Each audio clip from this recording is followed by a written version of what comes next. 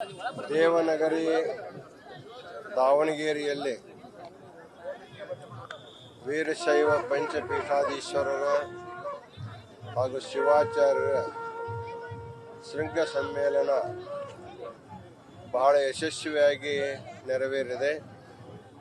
ಈ ಯಶಸ್ಸಿಗೆ ರಂಭಾಪುರಿ, ಉಜ್ಜಯಿನಿ ಹಾಗೂ ಶ್ರೀಶೈಲ ಜಗದ್ಗುರು ಬಹಳಷ್ಟು ಶ್ರಮಿಸಿರುವುದನ್ನು ಇಲ್ಲಿ ನೆನೆಸ್ತಾ ಇದ್ದೇವೆ. ಇವತ್ತಿನ ಮುಕ್ತಾಯ ಸಮಾರಂಭದಲ್ಲಿ ವಾಗೀಶ ಪಂಡಿತಾರಾಧ್ಯರ ವೃತ್ತದಿಂದ ರೇಣುಕ ಮಂದಿರದವರೆಗೆ ಒಂದು ಸದ್ಭಾವನಾ ಪಾದಯಾತ್ರೆಯನ್ನು ಮಾಡ್ತಾ ಇದ್ದೇವೆ. ಈ ಪಾದಯಾತ್ರೆ ಮುಗಿದ ಮೇಲೆ ಈ ಕಾರ್ಯಕ್ರಮ ಮುಕ್ತಾಯವಾಗುತ್ತೆ. ಅಂತೂ 2 ದಿನಗಳ ಕಾರ್ಯಕ್ರಮ ವೀರಶೈವ ಲಿಂಗಾಯತ ಸಮಾಜದ ಸಮಗ್ರ ಸಂಘಟನೆಗೆ ಒತ್ತು ಕೊಡುವಂತ ಕಾರ್ಯಕ್ರಮ ಇದಾಗಿದೆ.